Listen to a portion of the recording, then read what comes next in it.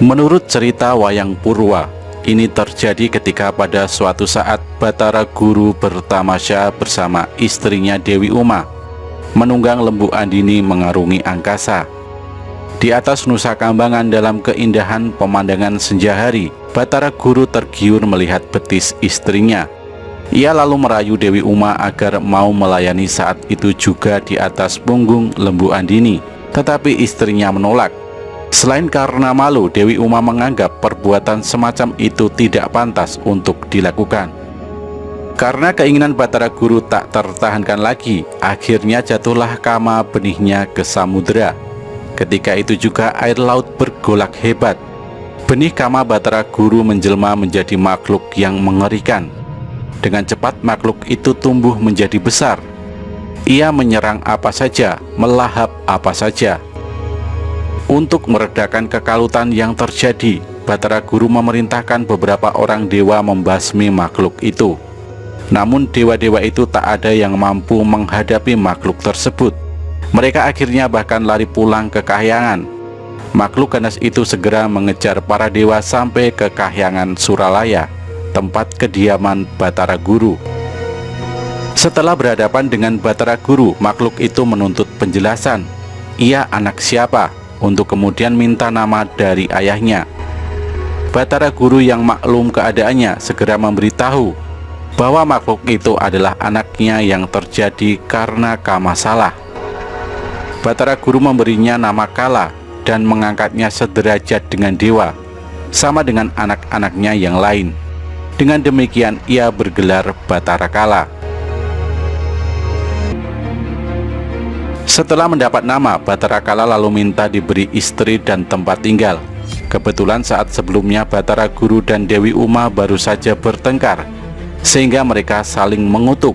Dewi Uma yang tadinya cantik jelita dikutuk menjadi raseksi atau raksasa wanita dan diberi nama Batari Durga. Batari Durga lalu dijadikan istri Batara Kala, karena memang di dunia raksasa tidak mengenal norma-norma perkawinan. Mereka diberi tempat di kahyangan Setro Gondomayit di telatah hutan Krendo Wahono. Perkawinan ini kemudian membuahkan 2 orang anak. Yang sulung bernama Kalagutana, berwujud raksasa mengerikan.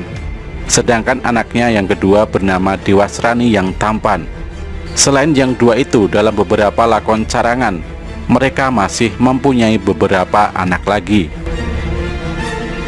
Karena Batara Kala makhluk yang amat rakus dan ganas, Batara Guru khawatir kalau manusia di bumi akan punah di mangsanya. Oleh sebab itu, Batara Guru lalu berusaha mengurangi kerakusan anaknya itu. Sebagai ayahnya, Batara Guru minta agar Batara Kala mendekat dan sungkem di hadapannya. Batara Kala melaksanakan permintaan ayahnya tersebut. Namun ketika sampai ke dekat Batara Guru, pemuka dewa itu tiba-tiba memotong kedua taring dan lidah Batara Kala yang mengandung bisa. Oleh Batara Guru, potongan lidah Batara Kala kemudian dicipta menjadi senjata ampuh berupa anak panah dan diberi nama Pasupati. Anak panah ini kelak menjadi milik Arjuna. Sedangkan taring kirinya menjadi keris bernama Kaladite, yang kemudian menjadi milik Adipati Karna. Potongan taring kanan Batara Kala dicipta menjadi keris yang diberi nama Kalanada. Keris ampuh ini kelak akan dianugerahkan kepada Arjuna. Kemudian Arjuna memberikannya kepada Gatotkaca sebagai kancing gelung. Batara Guru juga memberi ketentuan, hanya anak Sukerta saja yang boleh dimangsa oleh Batara Kala. Namun anak Sukerta itu pun tidak boleh dimangsa bila mana si anak telah diruat oleh orang tuanya. Golongan anak Sukerta itu antara lain ontang-anting, anak tunggal baik lelaki maupun perempuan. Kedono Kedini, 2 bersaudara, yang 1 lelaki yang 1 perempuan. Uger-uger, 2 bersaudara lelaki semua. Lumunting, anak yang lahir tanpa ari-ari.